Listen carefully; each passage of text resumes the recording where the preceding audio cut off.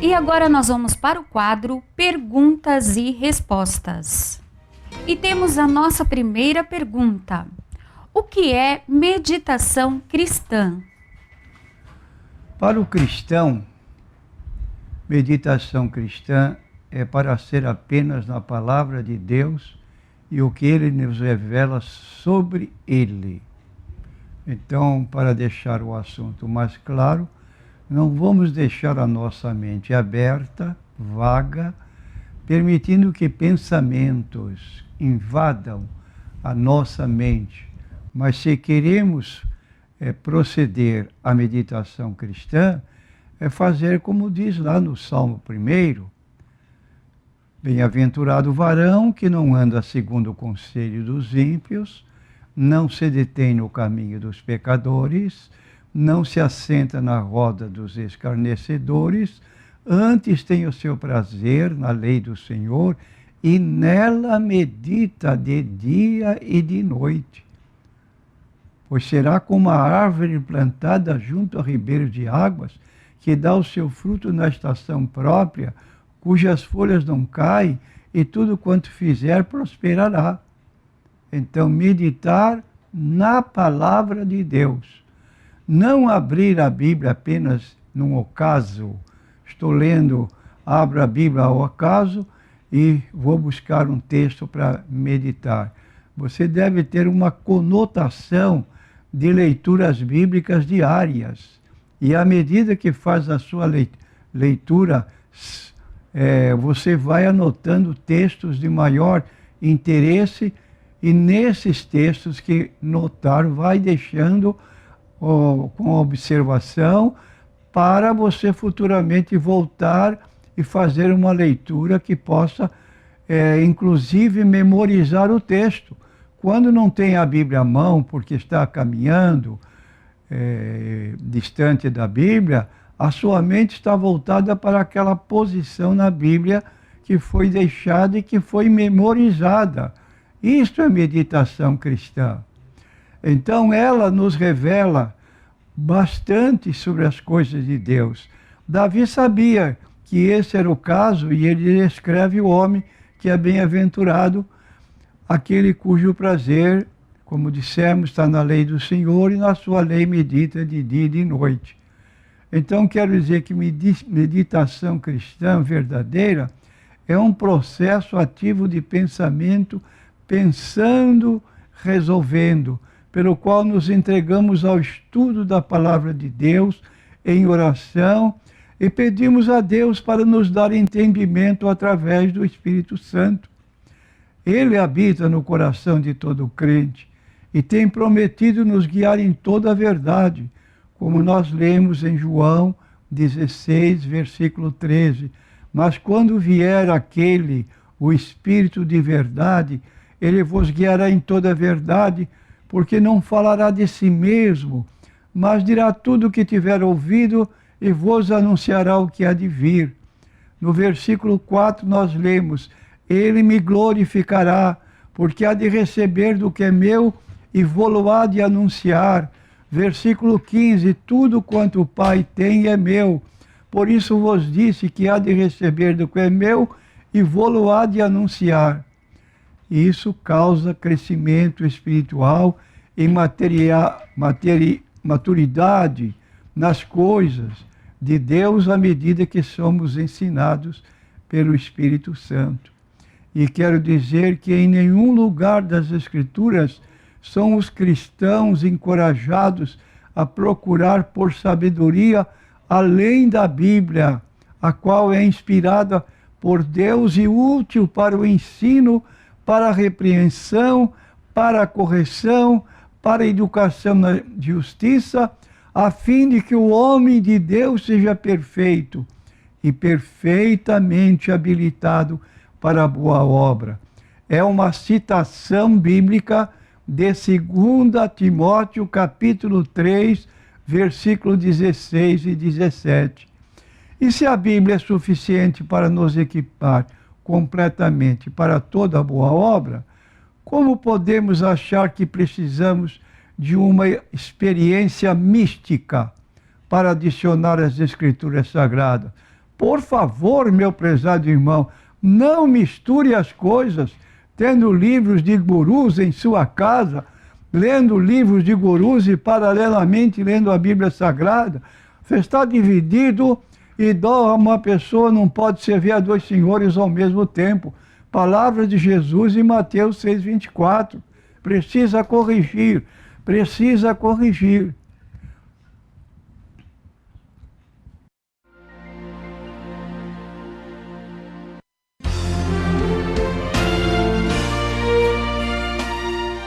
E vamos para a segunda pergunta. Jesus é Deus? Alguma vez Jesus afirmou ser Deus?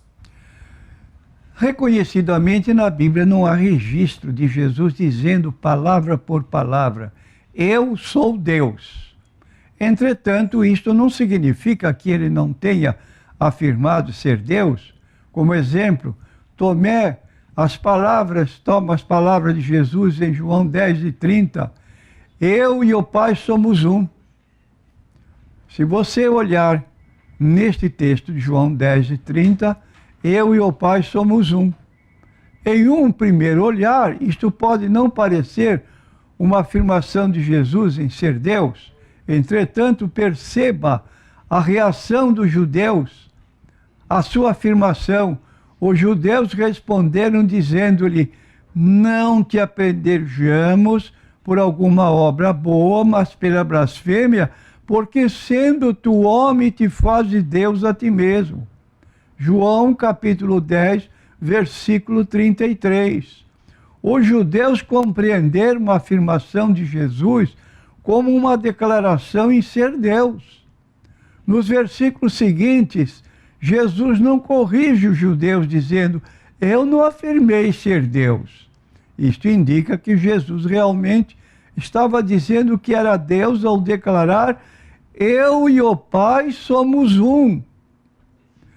Logo em seguida, no mesmo Evangelho de João, capítulo 8, versículo 58, nos dá outro exemplo.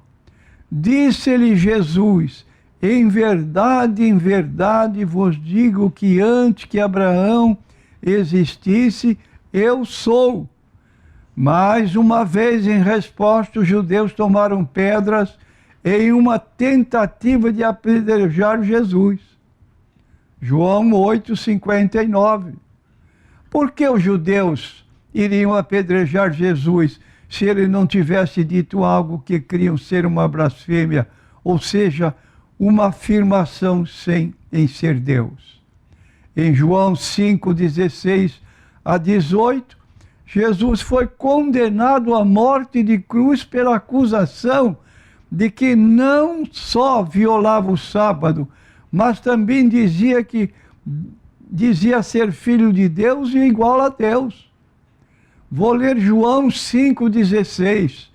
E por esta causa os judeus perseguiram a Jesus e procuravam matá-lo porque fazia estas coisas no sábado. João 5,17. Jesus lhes respondeu, meu Pai trabalha até agora e eu trabalho também. João 5,18. Por isso, pois, os judeus ainda mais procuravam matá-lo, porque não só quebrantava o sábado, mas também dizia que Deus era seu próprio Pai, fazendo-se igual a Deus. Ora, meu prezado ouvinte, se isso não significa a identificação de Jesus como sendo o próprio Deus, fazendo uma distinção, Jesus não era o Pai em pessoa, duas pessoas, Jesus era o Filho, como João 3,16 não aponta, Deus amou o mundo de tal maneira que deu seu Filho unigênito para que todo que nele crê não pereça, mas tenha a vida eterna. Duas pessoas constituindo uma só divindade. Então, seguindo-se, vamos ler João capítulo 1, versículo 1, onde se lê que o Verbo era Deus. João 1,14 diz que o Verbo se fez carne. Isto claramente indica que Jesus é Deus em carne. ou seja, duas naturezas, a divina unida à natureza humana. Se você quiser uma palavra clássica para poder entender isso, nós temos a palavra grega anthropos, que é a palavra homem e theos juntos, theanthropos, isto é, Deus e homem. É uma palavra que define bem. Ainda em Atos capítulo 20, versículo 28, diz assim: olhai, pois, por vós e por todo o rebanho sobre que o Espírito Santo vos constituiu bispo, para apacentardes a igreja de Deus, que ele resgatou com seu próprio sangue. Está em Atos 20, 28. Quem comprou a igreja com seu próprio sangue? Jesus Cristo. Logo, Atos 20, 28, declara que Deus comprou a igreja com seu próprio sangue, portanto, Jesus é Deus.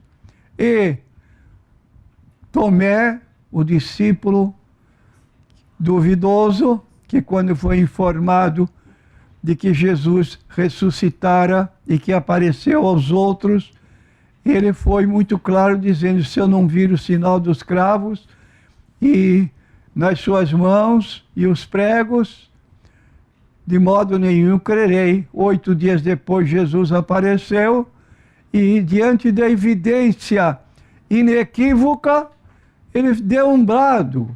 Tomé disse: Senhor meu e Deus meu. E quando lemos no grego esta expressão, está escrito lá, Rho Kyrios Mu, porque alguém diz, mas a palavra Deus não precede o artigo definido grego, mas aqui está.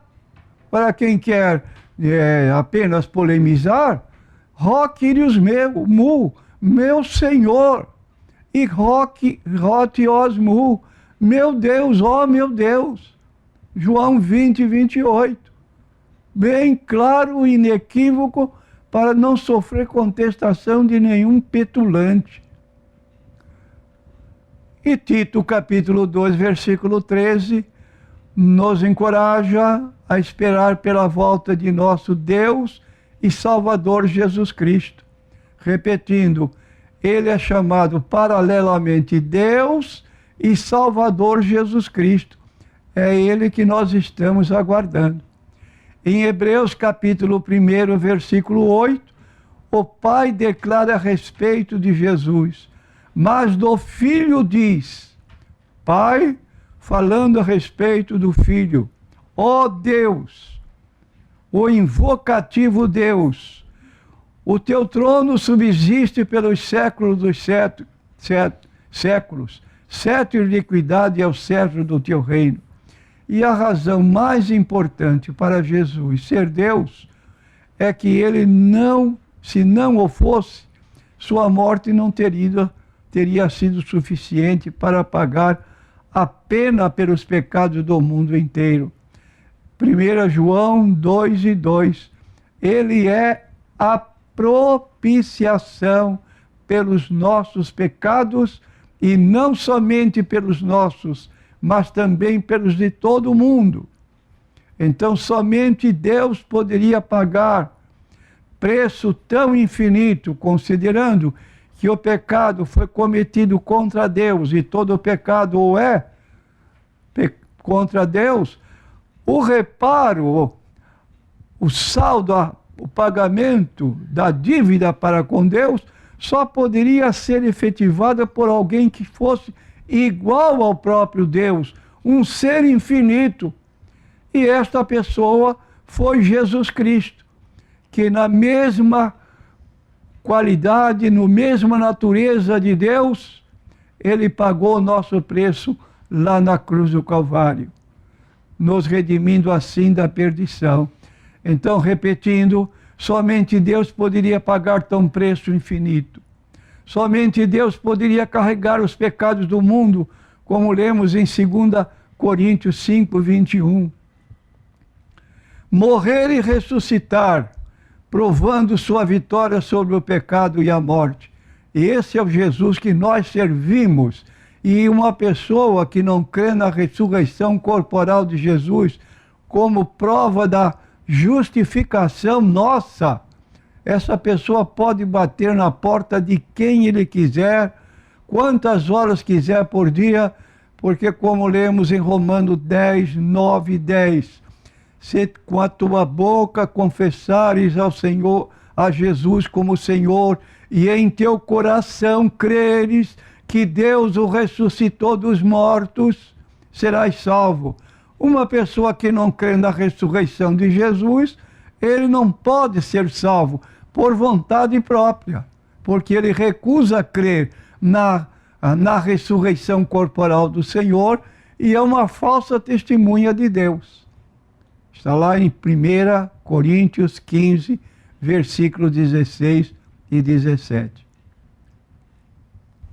E vamos para a próxima pergunta. O que é o cristianismo e em que os cristãos acreditam? 1 Coríntios 15, 1 a 4 diz: Irmãos, venho lembrar-vos o evangelho que vos anunciei, o qual também recebestes e no qual também perseverais. Por ele também sois salvos, se o retiverdes a palavra tal como vô-la preguei, a menos que tenhas crido em vão. Antes de tudo vos entreguei o que recebi. Então a mensagem do Evangelho está aqui consubstanciada nas seguintes palavras.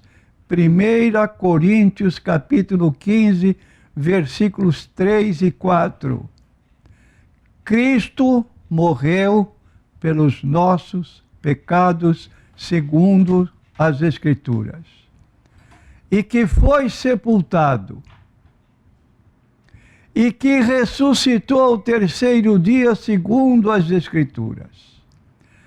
De forma sucinta, esta é a crença do cristianismo. O cristianismo é único entre todas as fés, se podemos assim empregar no plural, porque o cristianismo é mais um relacionamento do que uma prática religiosa. Ao invés de aderir a uma lista de faça isso e não faça aquilo, o objetivo próximo ao Deus Pai é andar, cultivar essa proximidade com Deus em relação ao que Cristo fez por nós. E este relacionamento se torna possível por causa da obra de Cristo e do ministério na vida do cristão pelo Espírito Santo. Os cristãos creem na inerrância da Bíblia Sagrada, que a palavra de Deus, conforme 2 Timóteo 3,16 e 17, toda a Escritura é divinamente inspirada e proveitosa para ensinar, para redarguir, para corrigir, para instruir em justiça, para que o homem de Deus seja perfeito e perfeitamente instruído para toda boa obra. Aí está, meu prezado ouvinte, a palavra de Deus. Se você não crê na inerrância da Bíblia, então não perca tempo com ela na mão. E nem adianta juntar outro livro de profetisas e de profetas para poder se orientar, você está em caminho errado. 2 Pedro, nós lemos, ele diz: e temos muito firme a palavra dos profetas, a qual bem fazeis em estar atentos como a uma luz que alumia lugar escuro, até que o dia amanheça e a estrela da alva apareça em vossos corações, sabendo primeiramente isto, que nenhuma profecia da Escritura é de particular interpretação, porque a profecia nunca foi produzida por vontade de homem algum, mas os homens santos de Deus falaram inspirados pelo Espírito Santo. Os cristãos acreditam em um Deus que existe em três pessoas: o Pai, o Filho e o Espírito Santo. Finalizando, dizemos que o cristianismo ensina que Jesus Cristo andou pela terra, sendo completamente Deus e mesmo assim completamente homem, como lemos em Filipenses capítulo 2, versículos 6 a 11, que Jesus, sendo em forma de Deus, não teve por usurpação ser igual a Deus, mas esvaziou-se a si mesmo, tomando a forma de servo, fazendo semelhante aos homens, e achado na forma de homem, humilhou-se a si mesmo, sendo obediente até a morte e morte de cruz. Por isso também Deus o exaltou soberanamente e lhe deu um nome que é sobre todo nome, para que ao nome de Jesus se dobre todo o joelho dos que estão nos céus, na terra e debaixo da terra, e toda língua confesse que Jesus Cristo é o Senhor, para a glória de Deus Pai. Não adianta procurar salvação em outro nome. Para alguém ser salvo, deve apenas depositar sua fé inteiramente na obra que foi completada por Cristo na cruz. Se alguém acredita que Cristo morreu em seu próprio lugar, pagando o preço pelos seus pecados, e ressuscitou, este alguém está no caminho certo, está salvo. Se já fez esta confissão, já está salvo. Se não fez, precisa fazer para ser salvo. E vamos para a próxima pergunta, do Gerson. Evangelizando 3 rapazes, todos adventistas, entramos na questão do sábado e juízo investigativo. Houve uma certa resistência por parte deles, mas em muitas passagens pela Bíblia falamos do fim da lei judaica e mostrei 2 Coríntios, capítulo 3, versículo 11 a 16. Porque se o que era transitório foi para a glória, muito mais é em glória o que permanece. Tendo, pois, tal esperança, usamos de muita ousadia no falar. E não somos como Moisés, que punha um véu sobre a sua face, para que os filhos de Israel não olhassem firmemente para o fim daquilo que era transitório.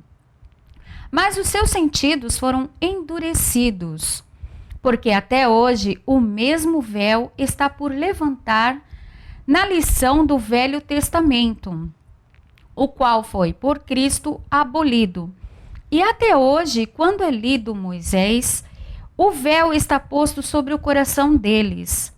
Mas, quando se converterem ao Senhor, então o véu se tirará.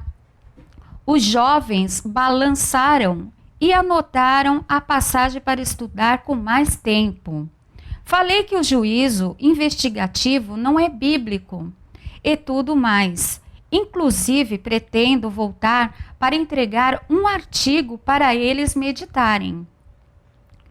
Porém, no final da conversa, apareceu uma outra pessoa e insinuou em ir na casa de um dos irmãos que estava comigo para dar estudo bíblico.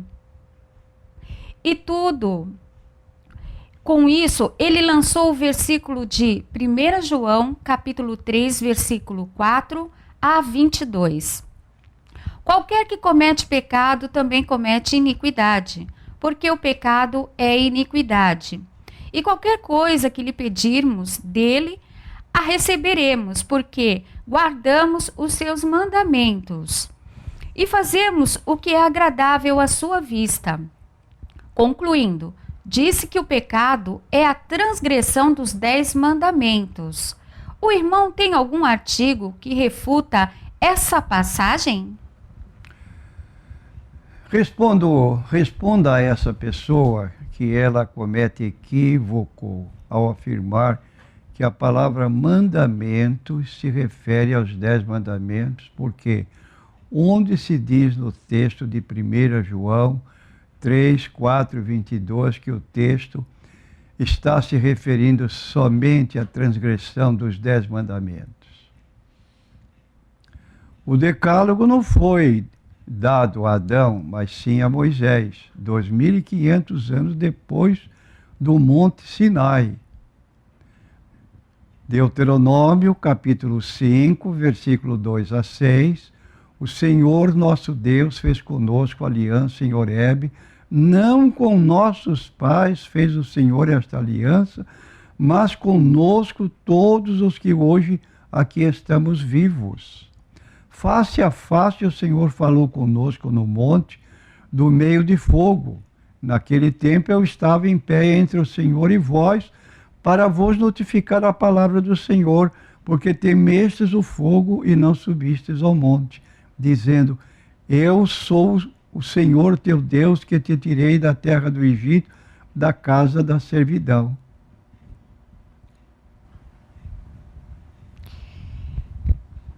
Temos mais uma pergunta. É certo afirmar que o pecado não existia antes da instituição dos 10 mandamentos?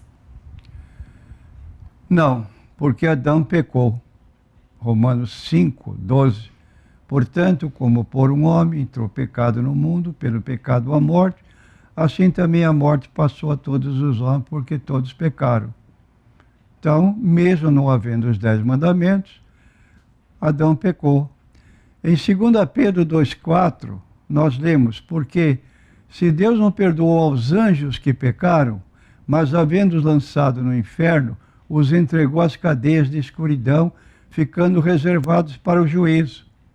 Os anjos pecaram no céu quando não havia decálogo. E já foram justiçados, lançados no inferno. Está lá no texto bíblico para quem quiser ler. A negligência em fazer o que é certo é pecado. Tiago 4,17. Aquele, pois, que sabe fazer o bem e não faz, comete pecado. Que pecado esse dentro dos 10 mandamentos?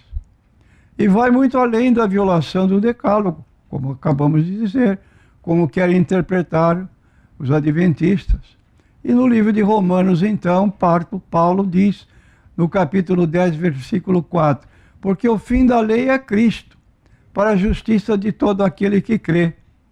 E mais ainda, em 2 Coríntios, capítulo 3, versículos 7 a 14, está escrito, e se o ministério da morte, gravado com letras em pedra, isto é, os 10 mandamentos, veio em glória de maneira que os filhos de Israel não podiam fitar os olhos na face de Moisés por causa da glória do seu rosto, a qual era transitória, como não será de maior glória o ministério do Espírito? Porque se o ministério da condenação foi glorioso, isto é, os 10 mandamentos, muito mais excederá em glória o ministério da justiça. Porque muito mais excederá em glória o ministério da justiça, porque também o que foi glorificado nesta parte não foi glorificado por causa desta excelente glória. Porque se o que era transitório, de novo, os 10 mandamentos, foi para a glória, muito mais é em glória o que permanece.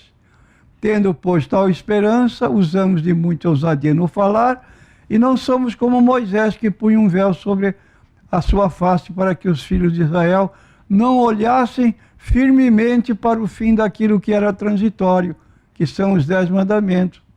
Mas os seus sentidos foram endurecidos, porque até hoje o mesmo véu está por levantar na lição do Velho Testamento, o qual foi por Cristo abolido. O versículo 23 de 1 João, capítulo 3, indica os mandamentos retratados no texto que foi colocado por essa pessoa, como se referindo aos 10 mandamentos. Então vejamos o que diz 1 João 3, 23. E o seu mandamento é este. Quer dizer que João não falou vagamente, deixando abertura para qualquer pessoa curiosa enxertar ali uma palavra do antigo mandamento, do decálogo, e dizer que João se referia ao decálogo. Ele está dizendo aqui, o seu mandamento é este. Qual é este que ele está dizendo? que creiamos no nome do seu Filho Jesus Cristo e nos amemos uns aos outros, segundo o seu mandamento. Então, cuidado com pessoas que turvam a Bíblia Sagrada dentro do interesse pessoal, não querendo saber se estão certos ou errados, mas querendo levar pessoas para o seu meio, mesmo com essa colocação imprópria. Como podemos ver, não faz nenhuma menção aos 10 mandamentos. Então, essa colocação está errada e devemos ter cuidado para não sermos enganados assim por pessoas que às vezes se apresentam diante de nós com ares de muito sabichão e vão enganar a gente. Vamos para a próxima pergunta. Por que não comemorar as festas do Antigo Testamento? Porque o apóstolo Paulo ensinou que tais festividades não passavam de sombras e que a realidade já chegou e não devemos estar mais sujeitos aos preceitos transitórios da lei, como lemos em Colossenses 2,16.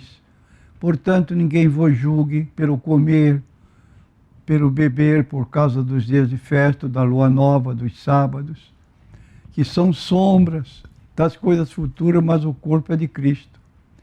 Então, as festas judaicas eram conhecidas pela expressão dias de festa, indicadas no texto citado de Colossenses 2,16, e se aplicavam às 7 festas anuais mencionadas em Levítico 23:4. Festa dos Asmos, festa da Páscoa, festa de Pentecostes, festa das trombetas, festa da expiação, festa dos tabernáculos, primeiro e último dia. Então é dito, estas são as solenidades do Senhor, que convocareis ao tempo determinado. Então Paulo menciona ainda que estes preceitos cerimoniais, entre os quais se encontra o sábado semanal, não devem mais preocupar os cristãos. Gálatas 4:8, mas quando não conhecis a Deus, servíeis aos que por natureza não são deuses. Mas agora, conhecendo a Deus, ou antes sendo conhecidos por Deus, como tornais outra vez a esses rudimentos, fracos e pobres, os quais de novo quereis servir? Gálatas 4:10, guardais dias e meses e tempos e anos. Gálatas 4:11, receio de vós que não haja trabalhado em vão para convosco. Então aí está muito claro que Paulo deixa patente para nós. Colossenses 2,16 está mostrando que essas festividades, inclusive sábados semanais e mensais, luas novas, tudo fazia parte do antigo concerto e não é para nós que vivemos dentro da nova aliança.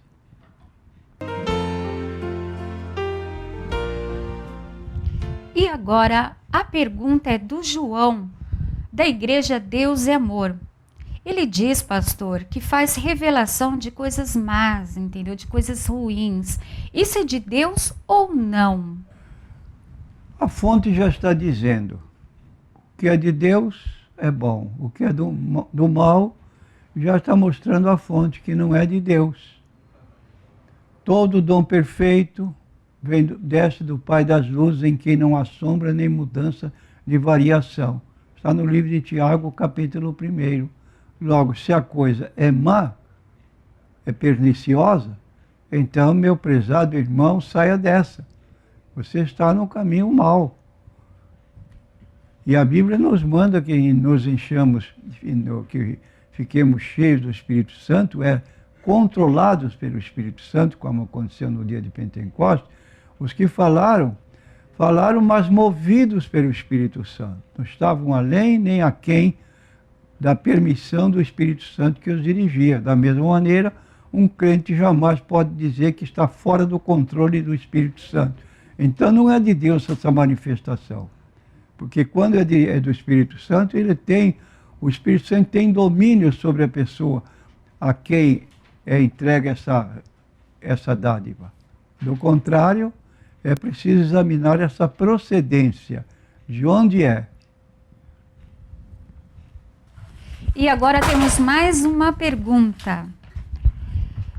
NQI não quis se identificar. Meu patrão diz que tenho que mentir. Como é que eu faço, pastor? Prezado consulente, você está agora numa fase de decisão. Você conhece quem é o pai da mentira. Não troque a sua bênção por mentiras que venham favorecer o seu patrão. O dizer do cristão é sim, sim, não, não. O que passa daí é de procedência maligna. Então, ore a Deus, procure outro emprego, porque você é um elemento de valor. E há muitas firmas que precisam de pessoas iguais a você. Pessoa que é correta. Se uma pessoa é correta, até para não mentir, é correta em todos os outros trabalhos que lhe forem dados dentro da ocupação que ele tem como empregado. Empregado honesto, porque é tão honesto que não mente. E aí é uma pessoa que serve para determinados empregos e Deus pode lhe abrir uma porta. E eu quero que você me dê seu endereço com telefone para fazer uma propaganda sua.